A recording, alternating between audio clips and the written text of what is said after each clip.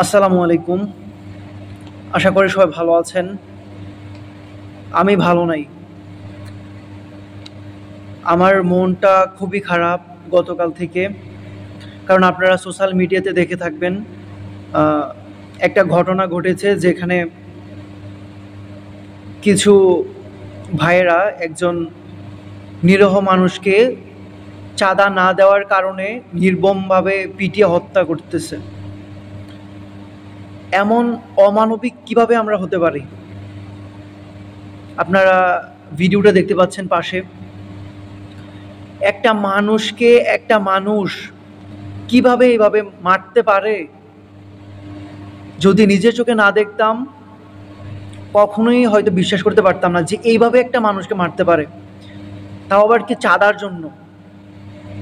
হায় আফসোস, আমরা কোন বাংলাদেশে বসবাস করতেছি? আমরা এখনো কি স্বাধীন হতে পেরেছি?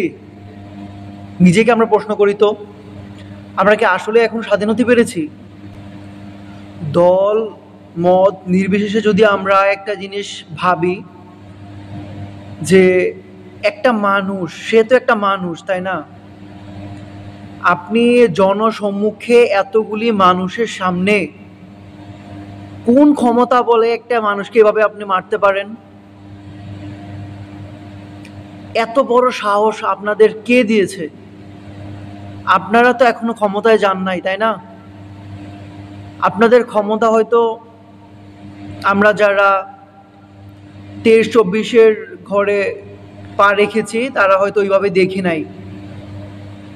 আপনারা নিজেদেরকে কি বুঝাতে যাচ্ছেন? আপনারা কি বুঝাতে যাচ্ছেন নিজেকে? আজকে জাতি হিসাবে আমরা লজ্জিত, পুরা বিশ্বের কাছে আমরা অপমানিত, লাঞ্ছিত, লজ্জিত। এই জন্যই কি শহীদ হয়েছিল মুগ্ধরা? এই দৃশ্য, এই বাংলাদেশ দেখার জন্যই কি শহীদ হয়েছে আবু সাইদ? এই চাঁদাবাজির শেষ কোথায়? তারপরেও যদি কোনো ব্যক্তির বিবেক ওই দলের প্রতি থেকে থাকে, ওই দলের প্রতি সহানুভূতি থেকে থাকে, আমি বলবো আপনাদের বিবেক বুদ্ধি মরে গেছে। ক্ষমতার বাহাদুরি আল্লাহ তাআলা সহ্য করে না। আপনি একদিন বৃদ্ধ হবেন, আপনাকে একদিন মৃত্যুবরণ করতে হবে, সবাইকে আমাদের মৃত্যুবরণ করতে হবে। অতএব অবশ্যই আমরা ক্ষমতালোভী না হই, ক্ষমতালোভী না হই। ক্ষমতা কিন্তু ফেরাউনের কাছেও ছিল। ক্ষমতায় আসার আগে এই অবস্থা, আর আসার পরে কি হবে?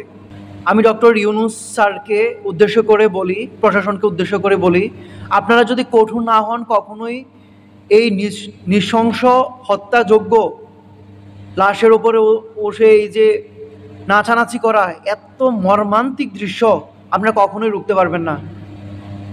স্যার ডক্টর ইউনূস স্যারকে আমি অবশ্যই আবারও বলতে চাই, আপনাকে কঠোর হতে হবে। পরিবার কি বলে শুনবো? আমরা কোথায় থাকবো? আমার বাবার কাছে কিভাবে নিষ্ঠুরভাবে আঘাত করছে, পাথর দিয়ে কিভাবে মারছে, কিভাবে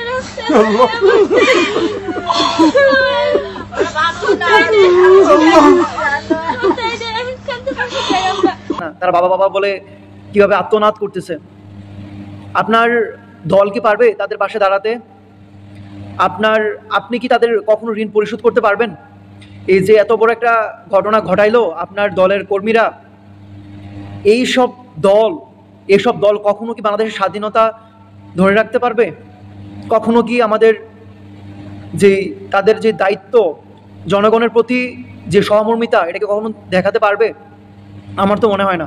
তারপরেও কি এই জাতির মানুষ এই দলের প্রতি আস্থা রাখবে? প্রশ্ন ছুড়ে দিলাম আপনাদের উপর, সিদ্ধান্ত আপনার। হয়তো আপনারা আপনাদের দলকে নিয়ন্ত্রণ করুন, আর না হয় আপনার বিবেক বুদ্ধিকে প্রশ্ন করুন, আপনার বিবেককে জাগ্রত করুন, আপনার ঘুমন্ত বিবেককে প্রশ্ন করুন। আমি এমন একটা দল করতেছি যে দলের মানুষ কিনা একটা মানুষকে নির্মমভাবে হত্যা করতে পারে জনসম্মুখে।